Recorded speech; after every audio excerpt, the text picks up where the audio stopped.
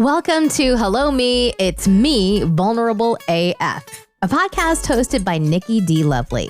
That's really just her diary disguised as a podcast, but who cares? You're here for it. Join in as she addresses her self-reflections on life, love, and dating, and gives us all the tea by being more vulnerable than she ever has, with herself and the world. So let's get started in today's episode with Nikki D. Lovely, already in progress.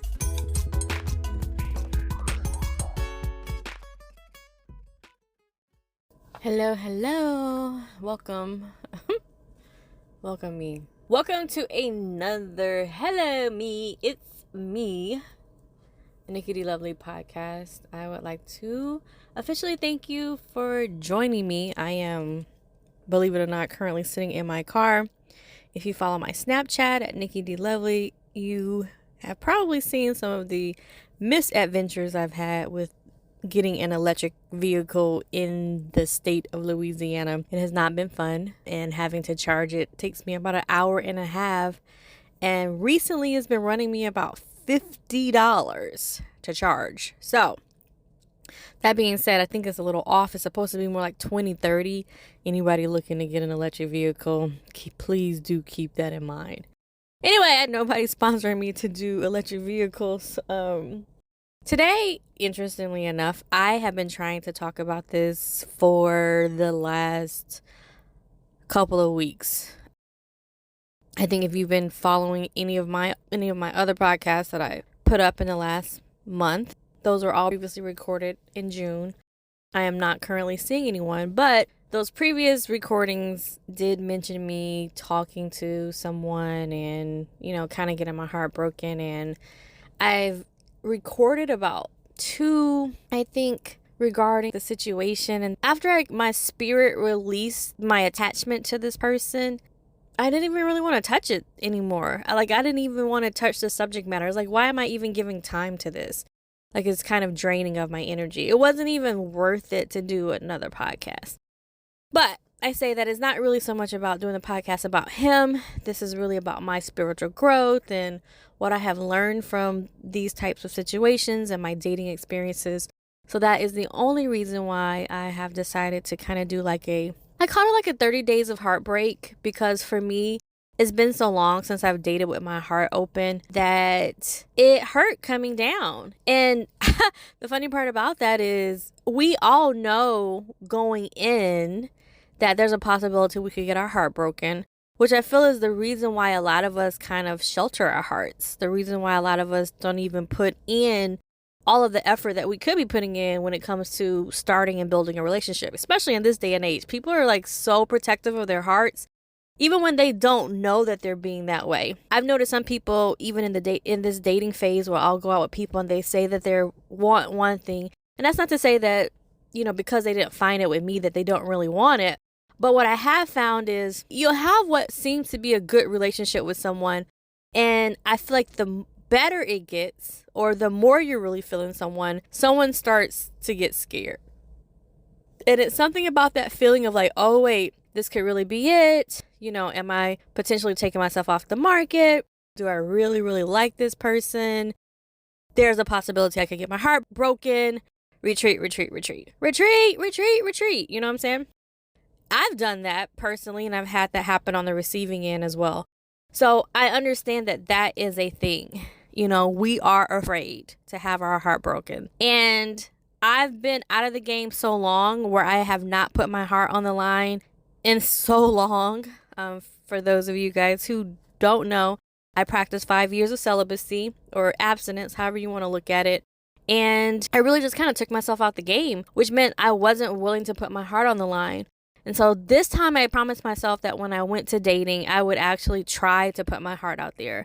I would try to give it my all. I would try to be 100%. I would try to open myself up. I would try to be vulnerable. I'm learning I still have some issues with that, which is why I think you should continue to date even during your growing process, because you learn a lot about yourself and you can correct. You don't even know what some of your issues are until you kind of get out there and realize, oh, wait, this is making me feel a little antsy right now. What is this? This is something I probably need to work on. Communication, vulnerability for me. those are things that I require from my significant other.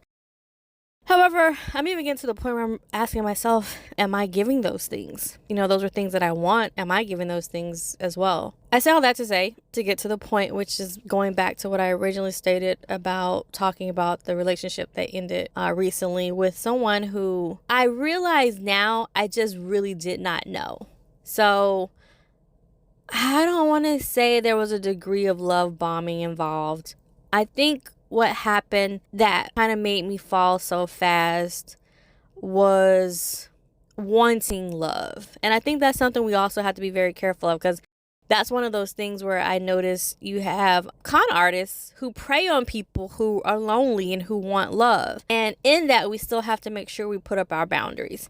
When I look back at it, the guy who I was talking to, I kind of dismissed some of the things that I was looking for. There were some things that I said that I would never do when I was looking for a partner again. One of those is I wanted them to have a really strong relationship with their family. This guy did not. As a matter of fact, he had cut off his entire family. Let me see. I think I kind of looked away for some red flags. One of the things I do like to do is go out. I like thoughtful dates. I like thoughtful men. I like to know that I'm being thought of, whether that means flowers on a first date or maybe even just like trying to figure out some place to go, dinner, movies, going out. I like those type of things. I like to be treated to things. I'm not saying it's mandatory, but my love language is all 5 love languages. Like, I need all 5 love languages done for me. I need acts of service. I need words of affirmation. I need gifts. I appreciate all those things, and I give those things as well to the person that I'm with. So for me, reciprocity is really big. I need someone who can give as much as I can give to me. And I've come to kind of expect that. I used to be in my past, I would give, and I wouldn't really expect it back because I'm such a giving person. I have such a huge heart that I really just want to see people happy. Now, some people might call that people pleasing. I've been trying to do a little bit more research on the people pleasing aspect myself. There's this book that's called No More Mr. Nice Guy that my brother was actually reading. And since he started reading it and we were from the same family, I was like, you know what? I'm a nice girl. Maybe I should read it myself and kind of figure out what it would say about me. Because I feel like it's not so much being a nice guy versus nice girl. It's like nice people. Like, what is the root of why people are being nice? And I found out some interesting things about myself, I guess, if I'm going to take what I learned from that book and apply it to myself. One of the things that the book reiterates in there about people who are nice is that they are nice, not so much because they want to be nice, right? But to keep the peace. Again, we're talking people pleasing. However, if you think about it, if you're trying to keep the peace, let's say me and my significant other got into an argument, and this is funny because this is kind of what happened. We got into an argument, and instead of saying what you did really hurt me and I don't know if I can continue this relationship with you, instead what I say is, what happened? Is something wrong? Are you okay? And then they tell me what they want, and then I'm like, okay. Now what I really want to say in that moment is, I don't care what your reason is. There was no reason for you to treat me like that. But instead what I do is I eat my feelings in the sake of the peace. And the book says that part of me is the liar. I can't look at me as like, quote unquote, trying to be a nice person. Now I can look at myself as being a deceitful liar. And I never really looked at not speaking your truth as being deceitful or lying. Now, in the grand scheme of things, it kind of is. I'm keeping my truth to myself. I'm acting as though everything is fine, but it's eating me away inside. It's this passive aggressiveness that I've learned from my mother. And I'm not going to lie, reading that book and reading that about being nice, and there's a whole lot of good stuff in there. I'll touch on one other concept later, but the whole thing about just being nice, just to be nice, is really, like you say, more of a people-pleasing method, and nobody really respects a people-pleaser. So that's another thing I'm learning about myself and trying to work on. I'm putting out boundaries. I'm sticking to my boundaries. Thank God for that. I know when I've kind of lowered my standards a little bit, and when you can't even reach me at the bare minimum, if I just ask you to call me every day, and you can't even just call me every day. Like, I'm not even asking for flowers, even though I would love to have them. I'm not even asking for dates, even though I would love to have them. But if you aren't even calling me, as you said you would, and again, I don't even think that's a prerequisite. I think those type of things should happen naturally. I'm not making this mandatory. I'm just saying I want to feel loved and I want to feel valued. And I feel like from that last relationship that just ended recently with the ghoster, what I learned is when people show you who they are, believe them. That's number one.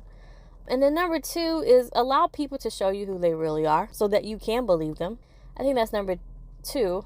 And then number three, there are some things, some standards that I have for myself that I kind of lowered in this case because I felt like things could get there. They could grow. But you can't be in a relationship by yourself. I can't be the only one, oh yeah, this could work, and then try to make it work. So I think when it boils down to it, it probably is more important to find someone who's kind of already on the level that you're looking for, or already on the level that you kind of want them to be on, than the other way around. I want to do something else from that book, No More Mr. Nice Guy, in terms of like what I learned from that book about myself. And one of the things is, I think you may have heard me even say earlier in this podcast, is that I do things for people because I want to do things for people. I have a great heart.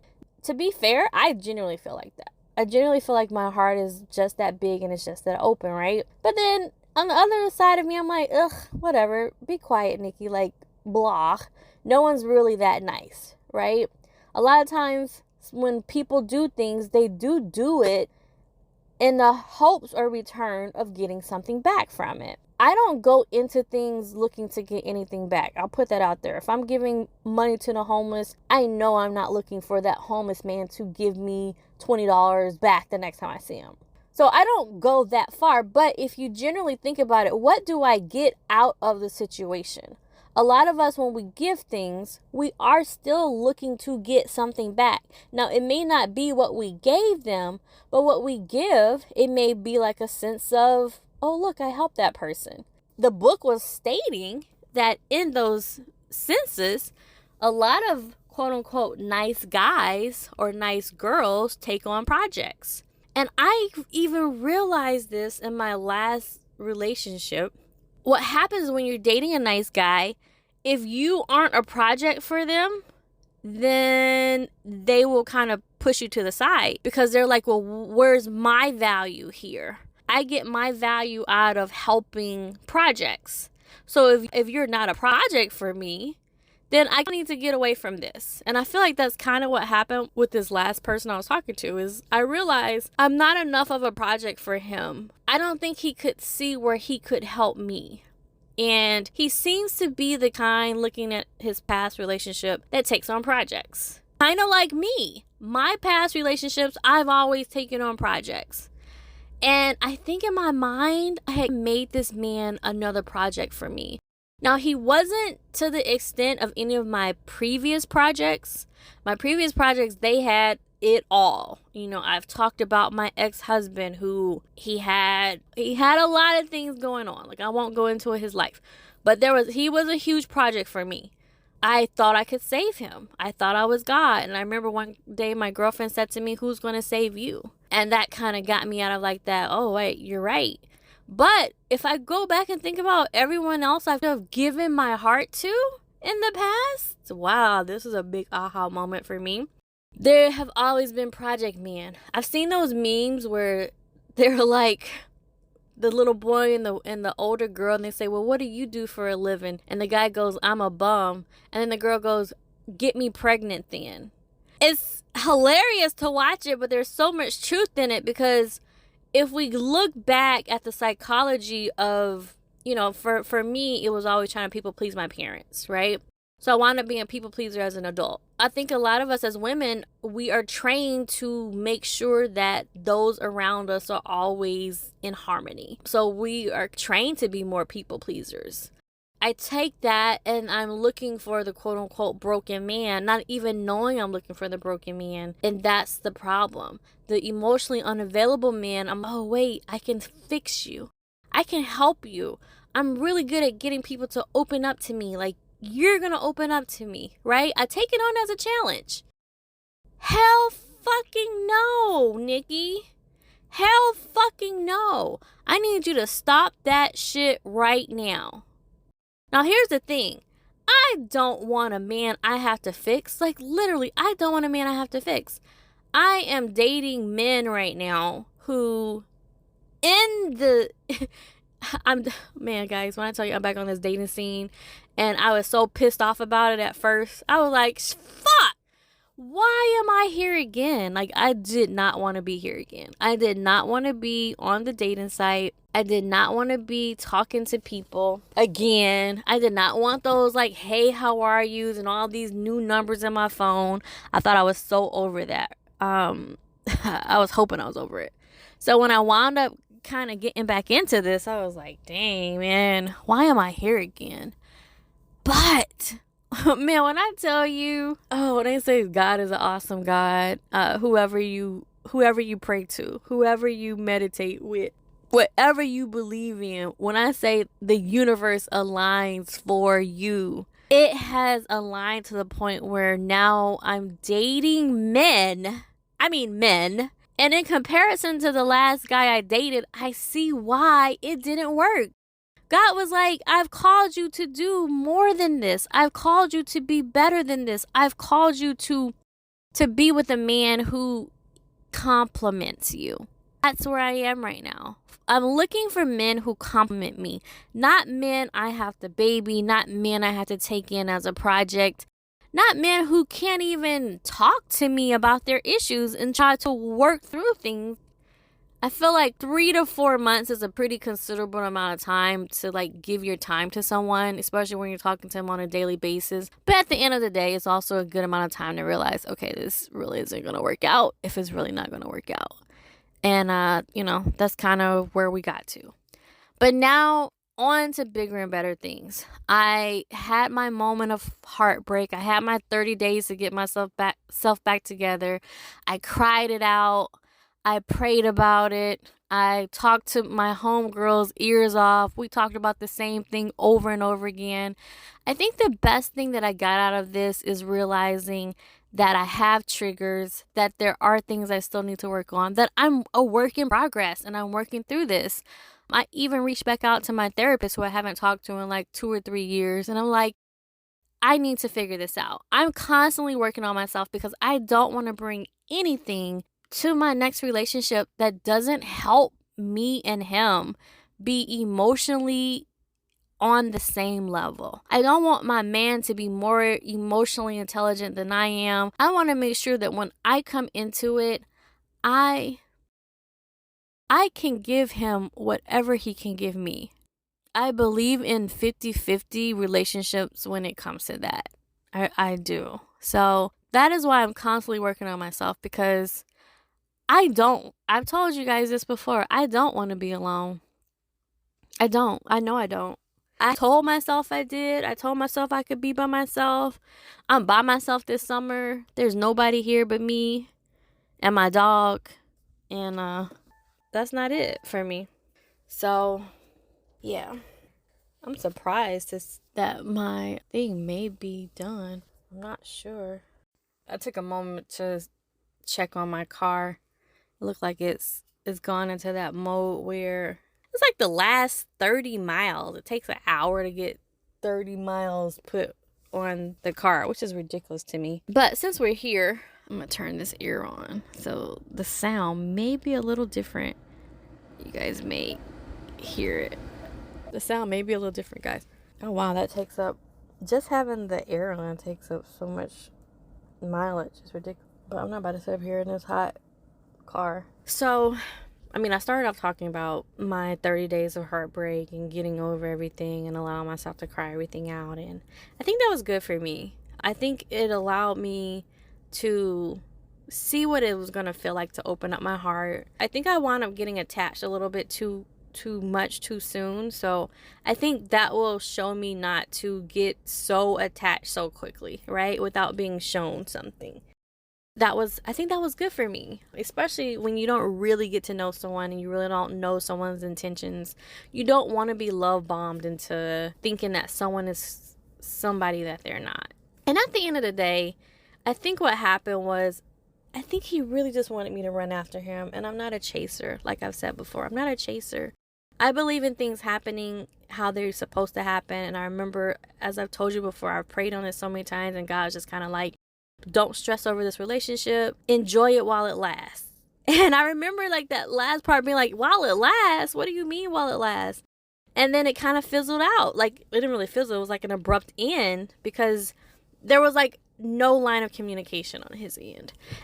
And I don't want to be with someone who doesn't know how to communicate or who thinks not communicating is okay. So that's how I already know like this thing wasn't going to work out. But I learned so much about my heart. I poured all that hurt and pain. I wrote a book of poems. I did so much, guys, with that anxiety that I had, with that hurt, with that pain. I refused to reach out. I was like, you know what? I'm better off without this. And even though I'm upset, I was upset about getting back out there and getting back out into the dating game. You know what? I just put on my little single girl anthem and I was like, we're just gonna do this. There's no sense in being upset about it. I did my 30 days. I'm out of prison. I'm back to my old self again. I'm not letting this stop me. What they say, I'm back on the horse and I'm willing to give it another go. They say one monkey don't stop no show. One monkey don't stop no show. I'm about to keep it going. I'm about to find my boo thing. Don't even get it twisted. I know he's coming. I know he's coming. Shoot, he may be even listening to me right now. Because if he's smart, he would be. If he's smart, he would be listening to understand my growth. Make sure he's on the same level as me because I ain't playing with this. I'm not playing. And I know God ain't playing. And I know God ain't playing. And I know I'm going to find him. I could be 60, 65, 70. I don't care. I'm still going to continue living life being who I am. And I'm going to continue learning about myself. And at the end of everything, if there was any advice I could give to myself, that's how you know we get into the end of this podcast, when I start giving myself advice, right? And maybe some advice you can take away for yourself as well. But if there's any advice I could give myself, it is to keep going. That's it. Just keep going. Like, just put one foot in front of the other. Continue to do what you're supposed to be doing. Follow your heart. Listen to your intuition, because your intuition tells you some stuff, girl. Your intuition tells you some stuff. I hear it. I hear it. And sometimes I watch you, and I watch you just not listen to it. I don't know what it is. It's like it's that people pleaser in you, I think. Is you're afraid to tell someone no. You're afraid to tell someone, I don't think this is going to work. You feel like you have to give everything a chance. And I don't know what that is in you, but we need to work on that. You need to figure it out. You need to fix it. What they say, fix it, Jesus. Fix it, Lord. Let her fix it, please. I don't know why these windshield wipers keep going on. Whatever it is, you need to fix it. Okay? That's all I need you to do. I need you to fix it. So, with that being said, I think you're on the right track. I think you're already doing what you need to do. You're listening to yourself a lot more. You're not taking things so personally. You're accepting what does come your way and realizing that you just have to get up and keep going. And that's exactly what I'm telling you to do right now. Just get all your stuff. I don't care what you're doing with yourself, what's your life. I need you to get everything that you want to do. I need you to get order in your life. I need you to just keep going. Don't give up. You got it. I believe in you. We all believe in you. I just need you to believe in you. Okay? All right. Now get on out there and do what I told you to do now. Okay? Get out there and do what I told you to do. You got it. All right. On that note, that was actually a lot better than I thought it was. Because I tell you guys, if I had done this podcast 2 weeks ago, maybe even a week ago, I had started a ghosting podcast about, I can't believe he doesn't want to talk to me. The last thing I wrote him was, can I give you a phone call? And I guess he just expected me to keep calling him. I don't do it. I'm sorry. I can't. I'm not that person. And somebody might say it was my pride and my ego, but maybe it's my pride and my ego. Maybe it's just me listening to myself and realizing some things you just have to learn how to walk away from. And you did that. So that being said, let me go ahead and walk on away from this podcast. I appreciate each and every one of you guys for tuning in, because I know there are thousands. Man, so many podcasts. I'm even tired of looking at podcasts. There are so many podcasts you could be listening to, but you have chosen to be here with me. And when I tell you I appreciate it, I appreciate it. I really do. So until next time, I just want to let you know that I love you. I love you sincerely and deeply, and goodbye. Thank you so much for joining me for another episode of Hello Me, It's Me with Nikki D. Lovely. Just remember, you can't change who you were yesterday, but you can always learn and grow to become a better version of yourself today. So make sure you do the mental work today for the future you tomorrow, and I will see you next week. And in the meantime, make sure that you check me out on my Instagram at Nikki D. Lovely or _broke_mama. You can also find me at nikkidlovely.com and check out my book, No F Boys Allowed. I also have a poetry book coming out pretty soon, so just a little shameless plug. But either way, I will see you guys next time, and thanks again.